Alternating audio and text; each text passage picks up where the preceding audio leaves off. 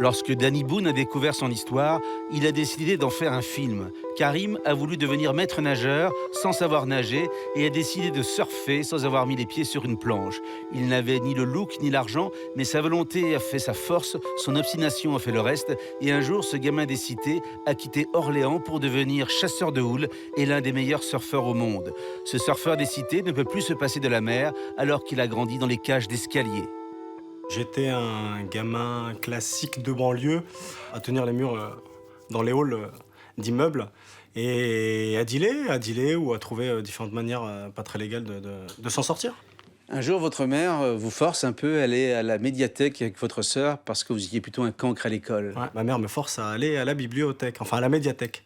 Et je fais le tour par curiosité, histoire de trouver un magazine de foot ou un magazine de boxe. Ils ont rien, ils ont de la voile, ils ont des magazines de couture, ils ont des magazines pas du tout de quelque chose d'intéressant pour moi. Et je finis par tomber sur un magazine de surf. Je l'ouvre au hasard au milieu, et je tombe sur un surfeur hawaïen qui est debout dans une vague tubulaire, et dans une eau cristalline. Et là, c'est comme si vous aviez appuyé sur un bouton qui était en moi. Ça se met sur on et ça se mettra plus jamais sur off. Je savais que j'étais surfeur, mais il y avait que moi qui le savais. Alors que vous êtes un gamin d'Orléans qui ne sait même pas nager. À ce moment-là, je suis pas sportif, je sais pas nager, je n'ai aucun rapport avec la mer, ni de près ni de loin, parce que sur Orléans, la mer est loin, comme on peut se l'imaginer et le savoir. Et au Maroc, je suis pas du tout issu du bord de mer, je suis du Moyen Atlas, dans les montagnes. Donc la mer, l'eau, le milieu aquatique, c'est pas du tout mon élément. Vous aviez évidemment dit à vos copains de la cité que vous vouliez être surfeur. Ouais. Ça les a fait hurler de rire. Comme vous pouvez l'imaginer, toutes les vannes, le cliché classique, quoi. T'es une petite comme eux, ces espèces de petits blondinets, ce genre de clichés, quoi. Alerte à Malibu. Alerte à Malibu, un pote en me disant ça m'a trouvé, sans le savoir, la solution pour me rapprocher du bord de mer. Et je me suis dit, mais t'as raison, c'est clair, sauveteur en mer, c'est ce qu'il faut faire pour se rapprocher du bord de mer. Donc je pars me renseigner auprès de notre petite mairie de quartier. Et là, la nana à l'accueil directement me dit c'est une plaisanterie.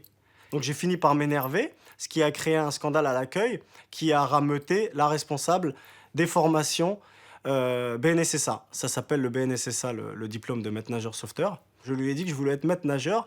Et que je ne savais pas nager. Et que je ne savais pas nager, mais ça ne lui plaisait pas. Et là, je fais une chose que jamais j'aurais fait en tant que gamin de cité. Je me mets à la supplier à genoux et je lui demande juste une chose, c'est qu'elle me voie nager. Juste, vous me voyez faire une longueur et après, je vous embête plus. Donc vous êtes allé au concours. Je me présente en short à fleurs d'hibiscus, donc comme les chemises hawaïennes. Et là, je me retrouve devant elle et tout le groupe de nageurs qui font 1m80 de moyenne et taillés en V. Et qui se mettent tous à éclater de rire à mon arrivée au bord du bassin. Et là, la catastrophe. Déjà, je pars pas en plongeant, je pars en tombant. Je remonte comme je peux à la surface et j'entame ma traversée laborieuse de ce bassin olympique qui faisait 50 mètres, malheureusement. Et là, tous les maîtres à deux doigts de me noyer. Elle est à côté avec la perche pour essayer de me récupérer. À côté, ça glousse, ça ricane. Et j'arrive, je suis asphyxié. Et je me mets au bord et je la regarde et je lui dis « C'est bon, je l'ai fait, c'est bon, c'est OK ?» Et elle me dit « Oui, c'est OK, j'ai pas que ça à faire.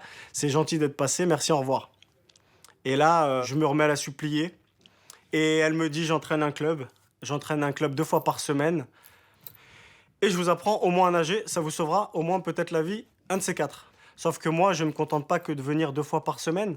Je viens 4 fois par semaine et je me mets à nager 20 heures par semaine du jour au lendemain. Bref, vous êtes tellement nagé que vous allez obtenir ce diplôme. Exactement. Et j'envoie mon dossier sur Biarritz, je postule en tant que maître nageur sauveteur et je suis pris pour une première saison à Biarritz. Et là, le gamin d'Orléans, qui avait vécu un peu le délit de sale gueule, se retrouve à Biarritz sur la plage, se fait passer pour un Brésilien. Exactement, parce que être sauveteur dans les années 2000, c'était le Graal. On était des demi-dieux. Je suis passé dans une autre catégorie sociale et une catégorie positive. Positive où le fait d'être bronzé et les cheveux frisés ou bouclés n'est pas préjudiciable. Au contraire, au contraire. La saison se termine, tout le monde s'en va et vous décidez de rester, vous, à Biarritz, Exactement. à dormir dans votre voiture. J'ai passé pratiquement 8 mois dans ma voiture, à vivre dans ma voiture. L'hiver. L'hiver, c'est très froid, très frais. voire très froid, et commencer à chercher une planche de surf d'occasion, pas trop chère.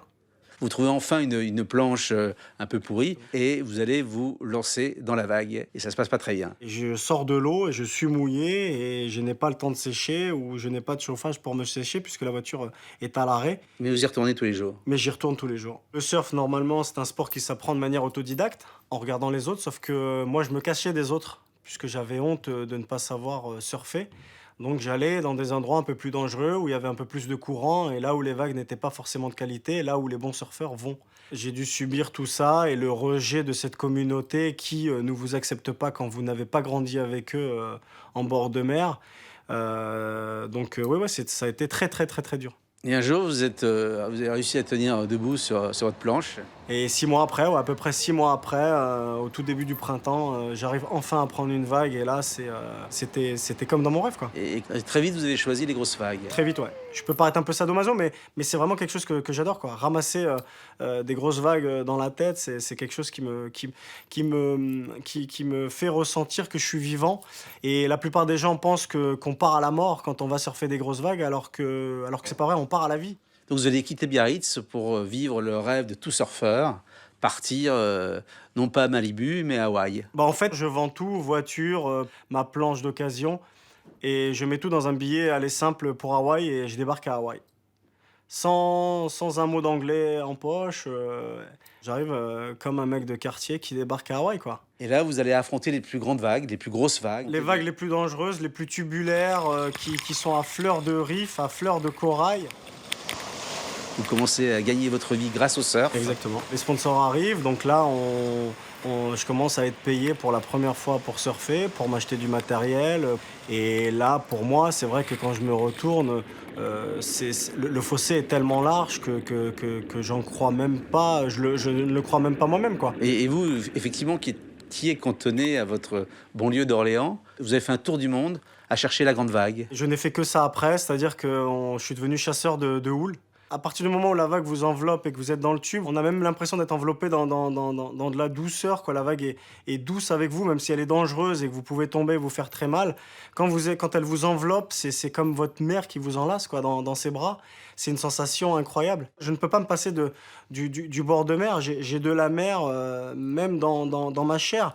J'ai des morceaux de corail incrustés à des différents endroits de mon corps, sous ma peau, des morceaux de moules, des morceaux d'huîtres à différents endroits de mon corps, et ça fait partie de moi. Vous êtes retourné à Orléans voir vos anciens collègues de la cité. Ouais, toujours. Qu'est-ce qu'ils disent de votre histoire? Bah, ils sont sur les fesses, pour être poli. Et toujours aussi ricaneurs, mais avec beaucoup de respect pour ce que je fais. Je veux que les gens croient en leurs rêves, parce que je suis la preuve vivante que si on veut, on peut. Et qu'on soit né à Strasbourg, dans une famille bourgeoise, et qu'on veuille devenir rappeur, ou qu'on soit né dans le 93, dans une cité, et qu'on veuille devenir surfeur ou autre, on peut le faire. Il y a une phrase qui me plaît beaucoup, et qui dit suivez vos rêves, ils connaissent le chemin, vous ne vous perdrez pas.